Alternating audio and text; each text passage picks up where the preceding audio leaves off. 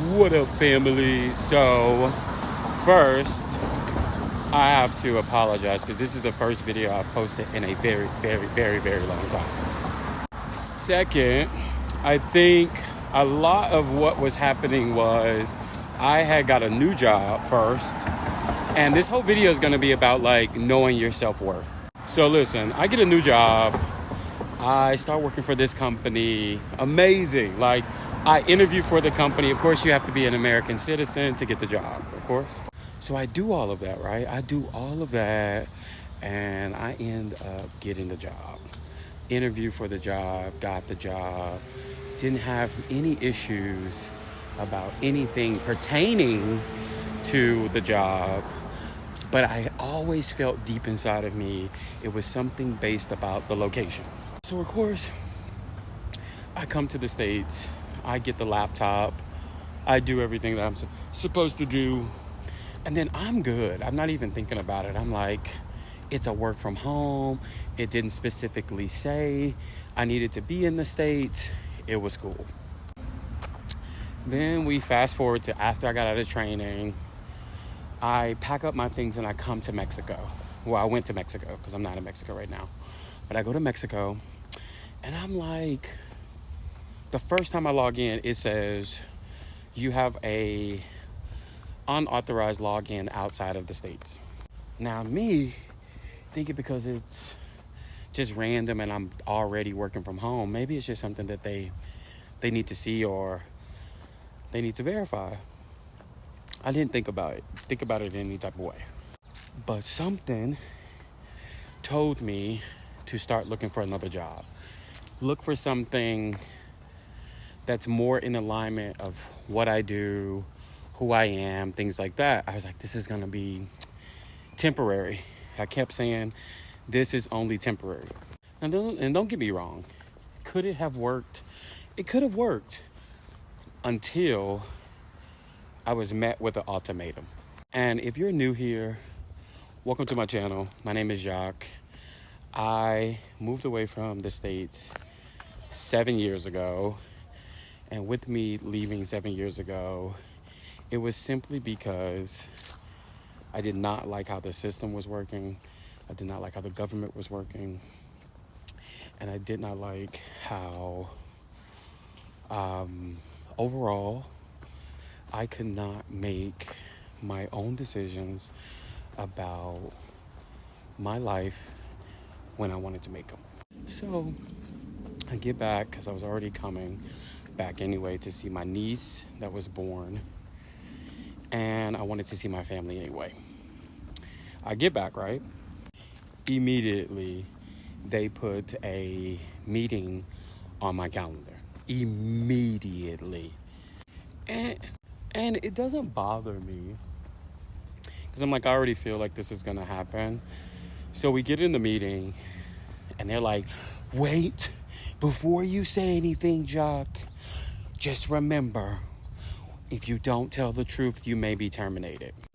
And yeah, I know me. I'm already a couple steps ahead of these people all the time. So I had already got the interview for another job. I was also coming for another job too. I interviewed for another job. So I was like, okay, whatever. And I remember playing the whole, not damsel in distress, but definitely like, oh, it's not that serious.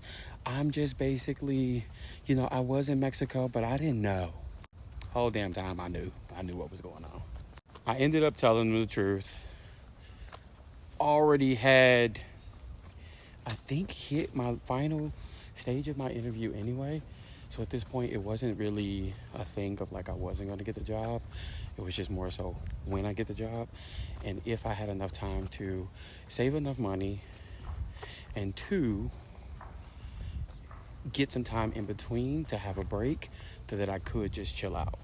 So we're in the meeting. I already have my resignation letter signed, sealed, ready to send. I send it while I'm in the meeting.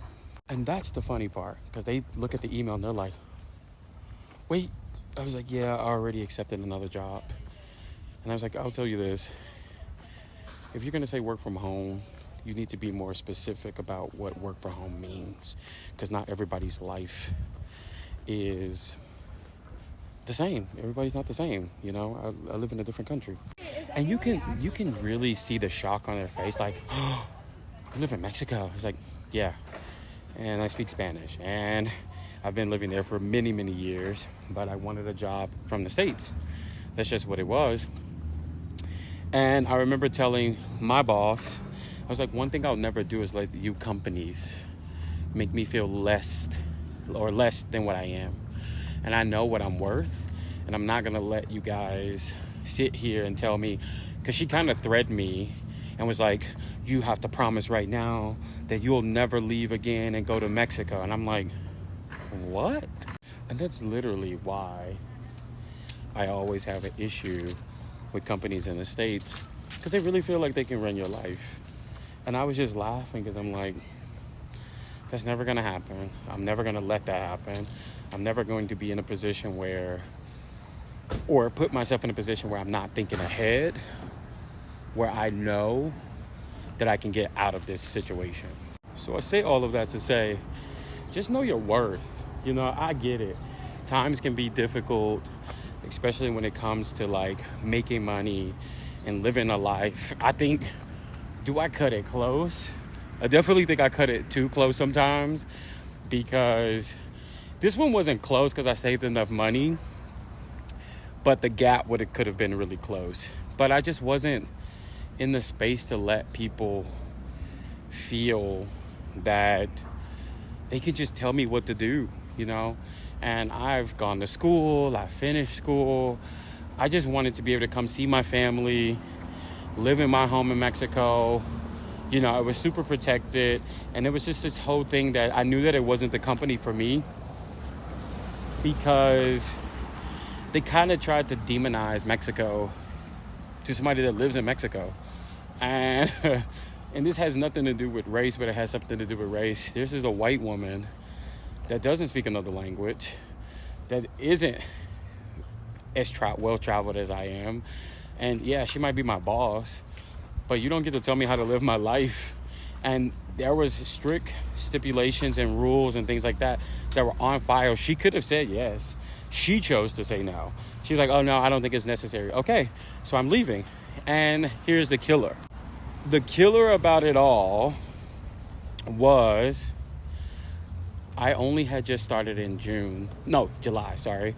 I had only just started in July. And my numbers were better than anybody that was already on the team. So they were already saying like, wow, it's taking me months and months and months. Some people have been on here for 3 or 4 years and can't make these numbers. And I was just like, yeah. So don't let these companies make you, at the end of the day, sometimes you're just a number. And I was thankful that I actually just got the job offer before. I think it was the same week that I actually had the meeting with them about leaving the company.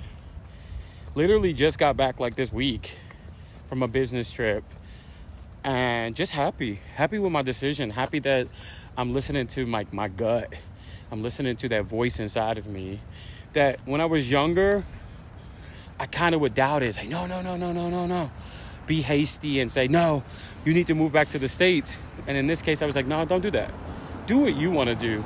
And the universe is going to blend and wrap everything around you. And you don't have to worry about trying to fully immerse yourself into this company.